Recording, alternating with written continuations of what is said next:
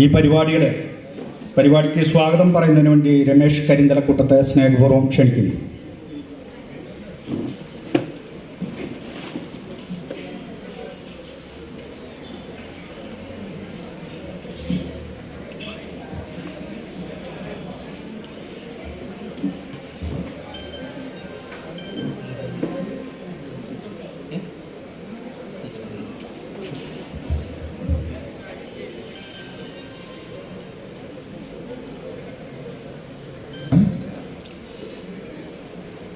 ബാബുമലൈൻ്റെ ഓർമ്മയുമായി ബന്ധപ്പെട്ട അവാർഡ് ദാന ചടങ്ങാണ് ഈ വേദിയിൽ അരങ്ങേറുന്നത്. സ്വാഗതം പറയുന്ന കടമയാണ് എന്നെ നിക്ഷിപ്തമായിരുന്നത്. ഈ ചടങ്ങിൻ്റെ അധ്യക്ഷൻ നമ്മുടെ പ്രിയപ്പെട്ട സംവിധായകൻ ശ്രീ പ്രിയനന്ദനാണ്. അദ്ദേഹത്തെ ഈ വേദിയിലേക്ക് സ്നേഹപൂർവ്വം സ്വാഗതം ചെയ്യുന്നു.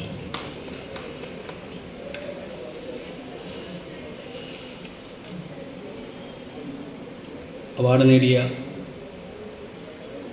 പ്രിയപ്പെട്ട ഞങ്ങളുടെ കൂട്ടാളിയായ ജയശ്രീയെ പരിചയപ്പെടുത്തുന്നത് നാട്ടുകലാകൂട്ടം സംസ്ഥാന സെക്രട്ടറി ശ്രീ ബൈജു ദൈവമക്കളാണ്. അദ്ദേഹത്തെ വേദിയിലേക്ക് സ്നേഹപൂർവ്വം സ്വാഗതം ചെയ്യുന്നു.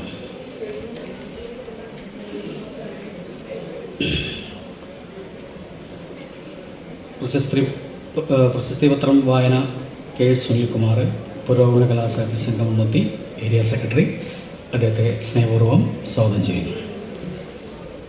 അവാർഡ് സമർപ്പണം പ്രസിദ്ധ കവി ശ്രീ രാവുണ്ണി അവറുകളാണ്. അദ്ദേഹത്തെ ഈ വേദിയിലേക്ക് സ്വാഗതം ചെയ്യുന്നു.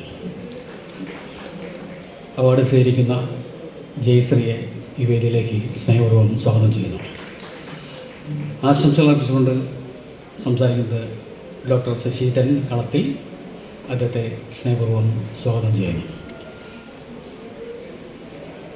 ഡോക്ടർ സുദർശൻ, മുൻ പ്രസിഡന്റ് കൊച്ചിൻ ദേവസ്വം ബോർഡ്, അദ്ദേഹത്തെ ഈ വേദിയിലേക്ക് സ്നേഹപൂർവ്വം സ്വാഗതം ചെയ്യുന്നു.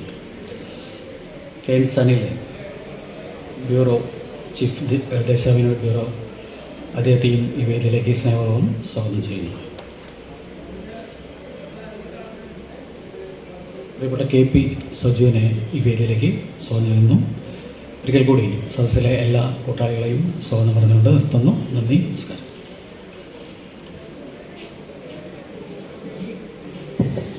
ഈ പരിപാടിയുടെ അധ്യക്ഷനായ നമ്മുടെ പ്രിയപ്പെട്ട സംവിധായകൻ പ്രിയനന്ദന് അദ്ദേഹത്തെ അധ്യക്ഷ പദവി അലങ്കരിക്കുന്നതിന് വേണ്ടി ക്ഷണിക്കുന്നു.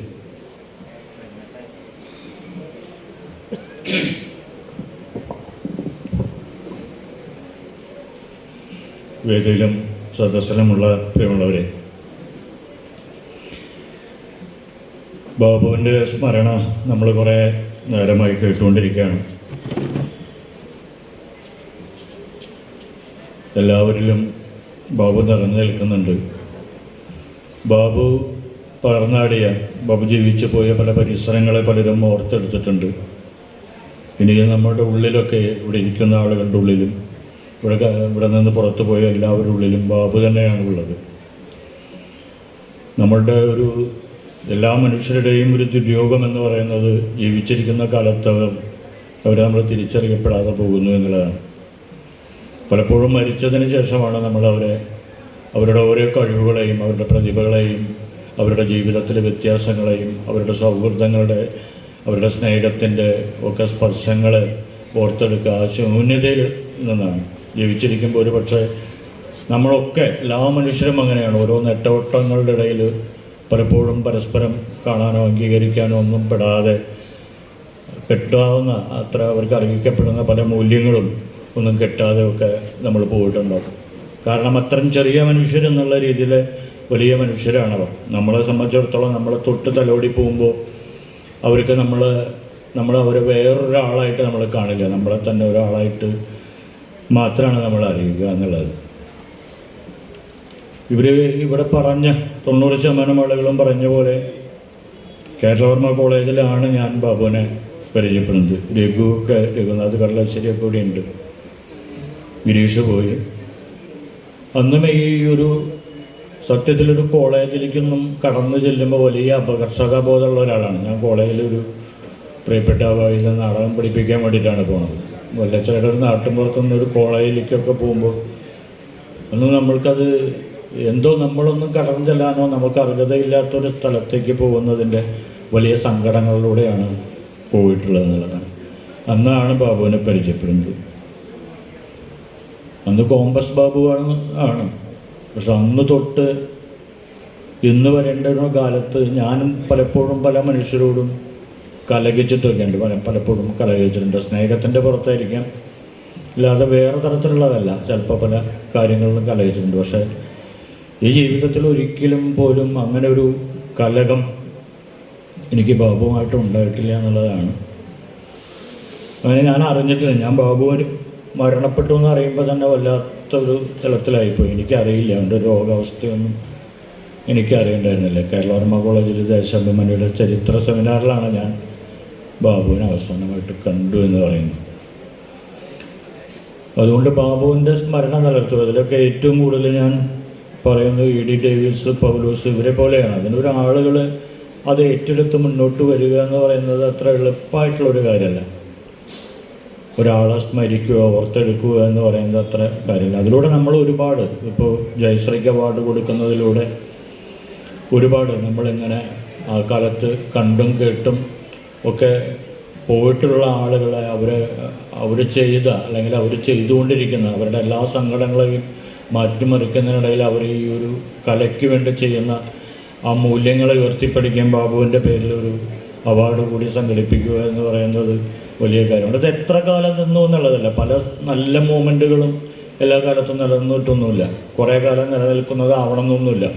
നമുക്ക് പറ്റുന്ന അർത്ഥത്തിൽ നമ്മൾ ജീവിച്ചിരിക്കുമ്പോൾ നമ്മൾ പലപ്പോഴും കാണാതെ പോയ ഒരു മനുഷ്യനെ ഉയർത്തിപ്പിടിക്കുക, അതിലൂടെ ഒരുപാട് ആളുകളെ കണ്ടെത്താനും അവർക്കും അതിൻ്റെ ഒരു വഴിയായി തീരാനും മുന്നോട്ട് പോകാനുള്ള എല്ലാ സങ്കടങ്ങൾക്കും അപ്പുറത്തുനിന്ന് പലതായിട്ടും മുന്നോട്ട് പോകാൻ കഴിയണം എന്നുള്ളൊരു ഊർജത്തെ കൂടിയാണ് നമ്മളതിൽ പങ്കുവയ്ക്കുന്നത്. അപ്പോൾ ഇവിടെ കൂടുതലായിട്ട് ഒന്നും പറയാനില്ല. ഇവിടെ ഈ ഇതിലൊരു അനുസ്മരണ പ്രഭാഷണങ്ങൾ ഒരു വിധം കഴിഞ്ഞതാണ്. നമ്മുടെ എല്ലാവരുടെയും മനസ്സിൽ എല്ലാ സമയത്തും ബാബു ഉണ്ടാവും എന്ന് മാത്രം പറഞ്ഞുകൊണ്ട് നിർത്തും.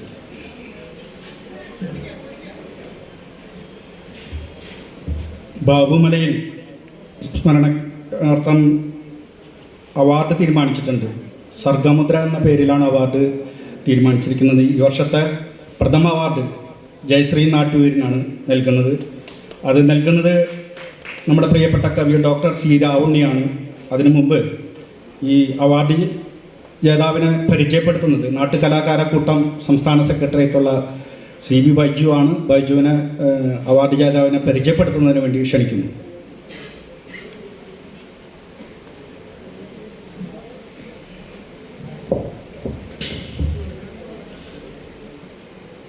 വേദിയിലിരിക്കുന്ന വിശിഷ്ട വ്യക്തികളെ,